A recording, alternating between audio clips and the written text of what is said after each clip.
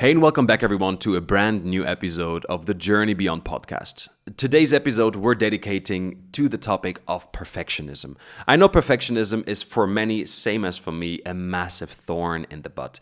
And it's, for me, I would say my number one topic that I struggle with on a daily basis or have been struggling with on a daily basis due to the fact that perfectionists always need to have everything 100% figured out and 100% planned out in order to move, in order to execute. And if this 100% confirmation plan is not in place, we stop, we try to micro adjust, we try to plan, we overthink, and we then inevitably get to the point where we just say to ourselves, well, this is not the quality that I would desire, so I'm just going to delay it off for another time when I might feel more prepared.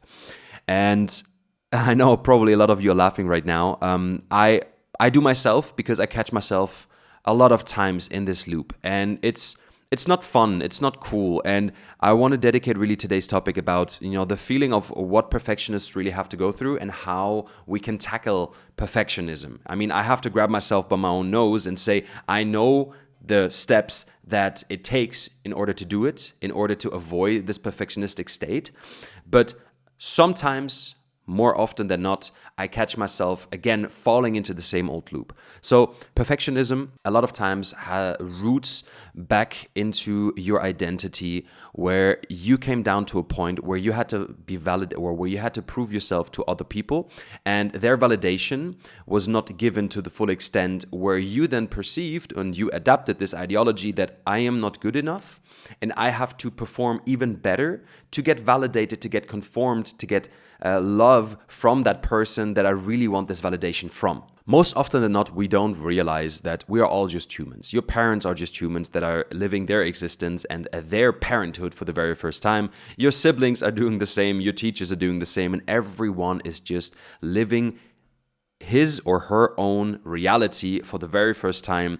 And most often than not, a lot of people are struggling and don't really have the empathy and the sympathy towards other people to get above and beyond their own struggles and actually understand why other people are trying to perform or trying to prove, or actually are trying to prove themselves to us. So that's the first point that I want to make here, is that this feeling of not feeling good enough is usually based upon a lie that we tell ourselves for many, many, many years, that came up in a situation or multiple situations or experiences where you have felt, or you have been put in a situation where you got to feel an emotion, a feeling of not being good enough. This can be through this school bully that in front of the whole class was calling you by weird, funny names, and the entire class responded because they thought it was funny, right? This moment can be so significant, even though it was probably for some 20, 30, 40 years ago.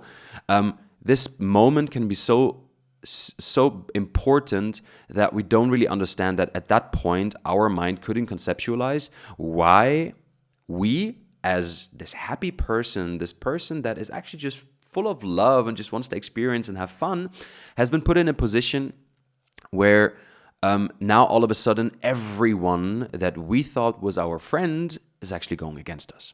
This doesn't have to be from a standpoint of a bully in school. This can be from your parents constantly being in fights with each other, and when you came in and you wanted to show them something beautiful that you did, the only thing that they could react to was their own emotion, and they had to dump it upon you and tell you that you should shut up, you should go away, it's not good enough, or that your grades are not good enough, and therefore you're not going to get anything done in life.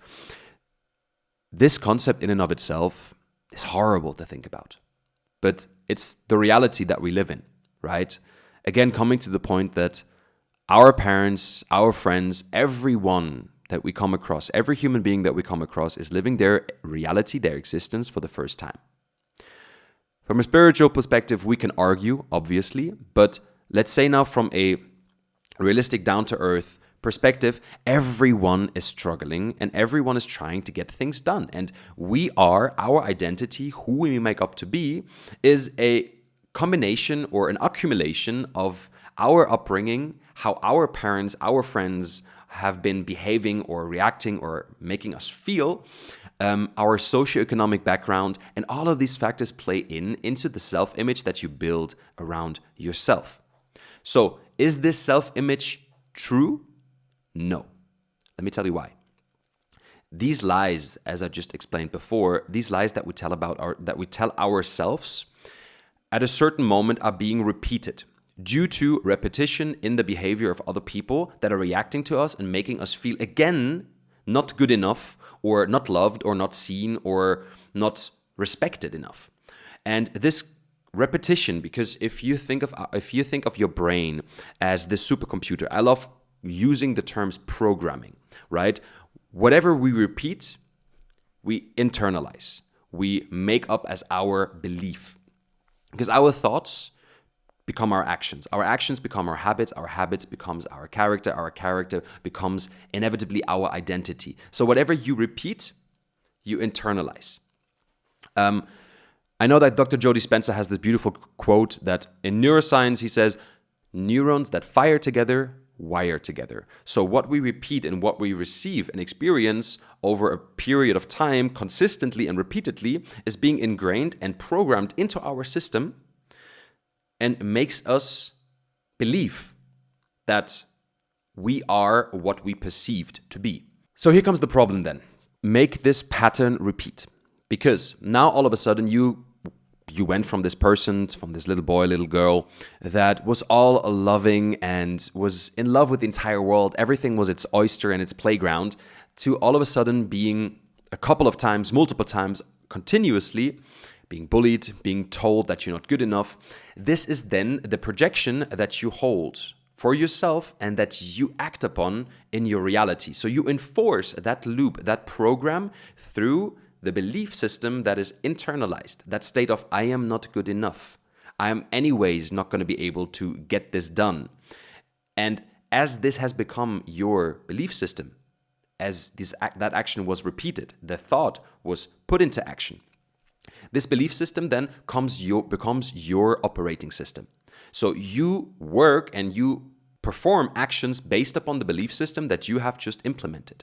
And the tough thing here, obviously, is that depending upon what you do, you consistently then create this new reality of not being good enough, right? Long story short, coming down the line 20, 30 years, you having to prove yourself over and over and over again to get validation from a person that is probably not understanding that you need that validation in order to confirm the reality that you are good enough, then leads to a variation of perfectionism.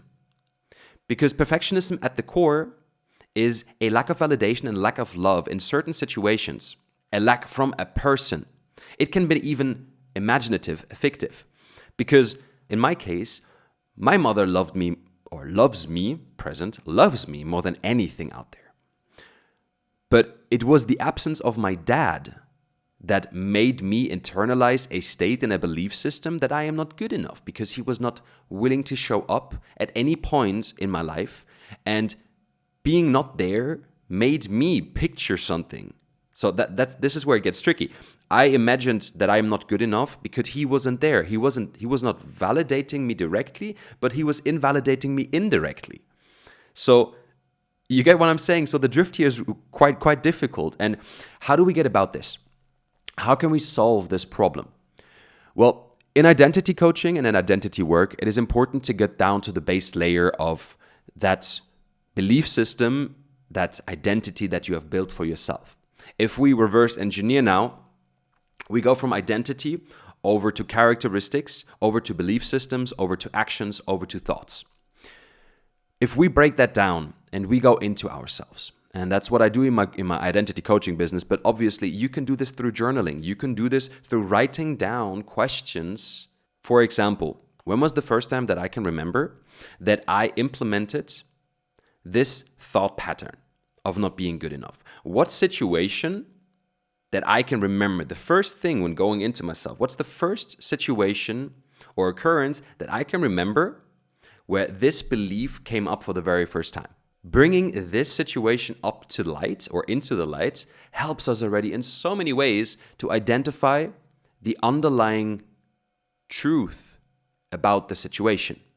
Not that you have been bullied, not that you are not good enough, but rather that somebody else, and I'm taking again the example of the bully, somebody else's inadequacy and somebody else's lack of love from their parents, their friends, somebody else's bad situation in life was being imprinted upon you. He needed someone to vent because he couldn't get that love. He couldn't get that safe, secure space from anyone else out there. So what did he have to do? If he had so many stuck emotions, he or she had so many stuck emotions within them, they need to release it on someone to feel a little bit better. That is wrong in so many ways, obviously, but that's unfortunately the reality. If we don't create a safe system or a safe environment where people can actually release and process emotions properly, that's the result of it. The result is then unprocessed emotions being dumped up on someone else, and someone else, not understanding what is happening, is then taking up these emotions and internalizing them into their belief system and into their identity. What I do in my coaching at this moment, once we've identified the underlying situation, the memory, the moment, the trauma, we bring it up and we then start questioning its validity.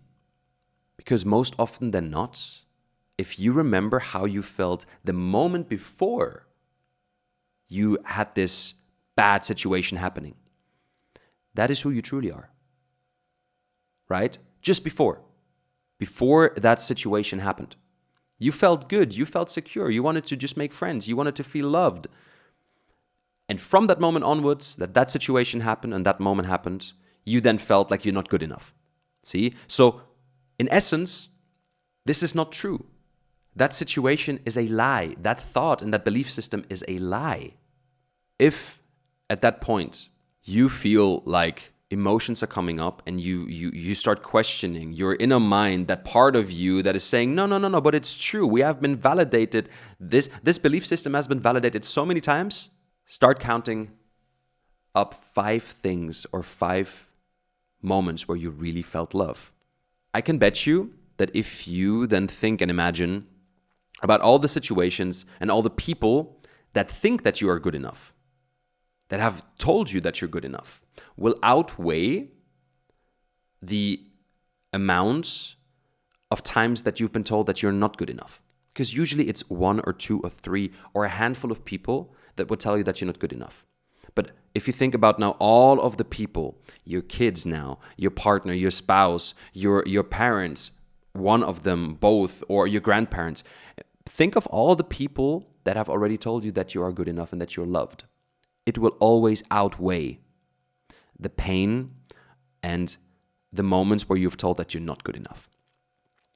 And this realization is a breakthrough moment usually in my coaching sessions, because you get to understand that this pattern can be broken. It is not who you are, it is only who you've treated or how you've been treated by other people. So if that is your truth, you can then unlock a new state of understanding and of acceptance. And from this moment onwards, then you can create a new or build a new belief pattern. You can build your own new belief system. You can have a belief system that says, I know that in this situation, somebody else was going through a lot of pain and had to dump that pain up on me. That does not determine how I see myself.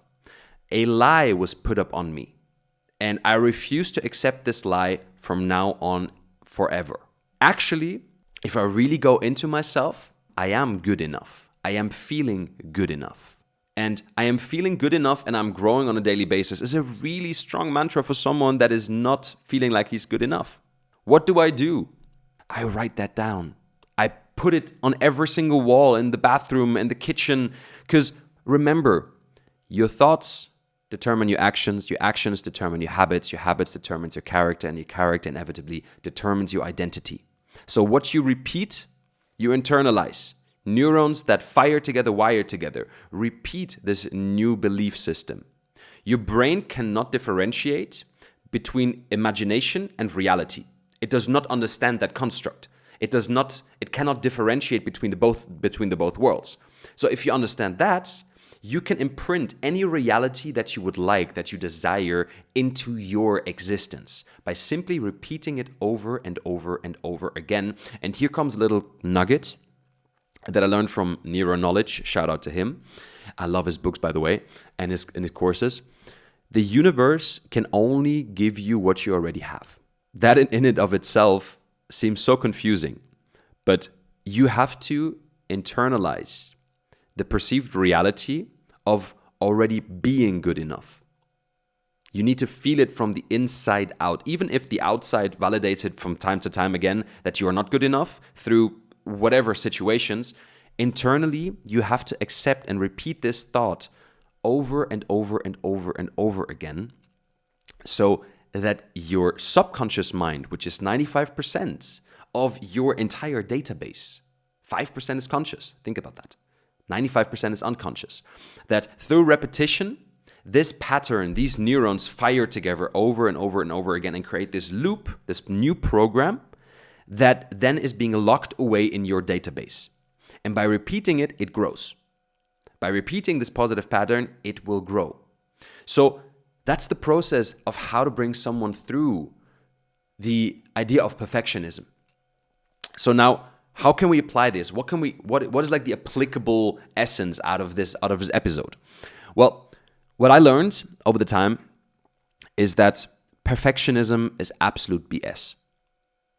I know for a perfectionist that's really hard to grasp, but especially if you're starting out with something, if you're in the process of mastering a certain task or skill, it is not the quality that determines your level of skill, but rather the quantity of how many times you repeat this task, because you automatically get better while repeating it. So obviously, why would I want to fuzz about one single episode and not bring it out for weeks?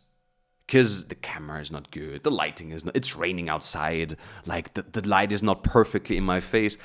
Bullshit. BS, man, I call it BS. Why? Because obviously nobody really cares. They listen to my voice and they take the essence out of that. But if you're honest right now, it is what you've heard of me, what interested you and what got you into, continue listening. It's not my background, it's not the lighting, it's not how beautiful my face looks from one side and the other. So repetition makes the mastery. Just put it out. Don't care. Have a simple checklist of having the minimum requirements of your quality, right? There needs to be a little bit of light. There needs to be a microphone so you can actually hear me. And ideally, the quality shouldn't be like, 360 pixels, right? Have it at least in 1080 HD, which is simple if you're just recording with a phone like I am right now, nowadays. If you have an iPhone 2 or 3, get a new one. But that's the beautiful idea behind it, is like, it doesn't matter how you do it, just put it out. Repetition makes the mastery. Your first 30, 40 episodes will suck. Your first 20, 30 episodes, nobody will listen to. At a certain moment, people will start seeing and then respecting your progress, and they actually become interested in you and your personal progress because they can identify with it. And being able to identify with someone's process makes them directly a follower. So if you like already at this point, if you like this episode so far, and if you like what I'm blabbling about, make sure to subscribe to the episode on Spotify, on YouTube, wherever you're listening to right now, because I try to put out weekly episodes where I'm sharing topics that are important to me, topics that are relevant to my clients in coaching. And by the way, I'm an identity coach. I work with clients in their end 20s to end 30s who feel stuck despite doing all of the personal development work. And I help them through identity work and parts work to break up these old patterns and restructure them to a more harmonious and aligned self. And one thing that I can say, one last nugget that I can say is, it really helps that if you, as a perfectionist, you get too much in your head, get your head clear. what I do, what I love to do, is I like to take, whenever I'm too much in the stress of like, this is not good, this is not good, this is not good, I then overthink. My nervous system starts getting overstimulated and I feel this pressure, this anxiety, type of anxiety in my body. Probably a lot of you can refer to that. It is just because we are overwhelmed in our brain. Everything is just, that loop is repeating. We're not good enough. Things are not working out. So why should we even try? Blah, blah, blah, blah, blah, blah, blah. While trying to get things done, take a moment. Step back wherever you are. Close your eyes. Take a deep breath. Take a couple of deep breaths. And just tell yourself, everything will be okay. The journey of 1,000,000 miles starts with a single step. You don't have to say that quote. It's just me blabbling. But say whatever you can say to yourself to bring back that love into your heart, into your life. And through breathing, really calm your nervous system down. Give it the signals that everything is okay. We are just humans. We are trying to make it work. We're trying to make it happen. And in the process, we're making mistakes. Mistakes are normal. And we're here to improve and get better every single day. So as I said, that's it for today's episode. If you've enjoyed the content, make sure to subscribe. There's probably like a button coming up anywhere right now. And yeah, I hope to see you guys in the next one. And if you want to know more about myself, there I will be launching my website very, very soon with more information about my coaching programs. You can follow me on Instagram, where I'm the most active. I'm trying to build a TikTok as well. So everything is actually linked underneath this video right now. But yes, I hope to see you in the next one. My love goes out to you. And this is it from the Journey Beyond podcast. See you in the next one.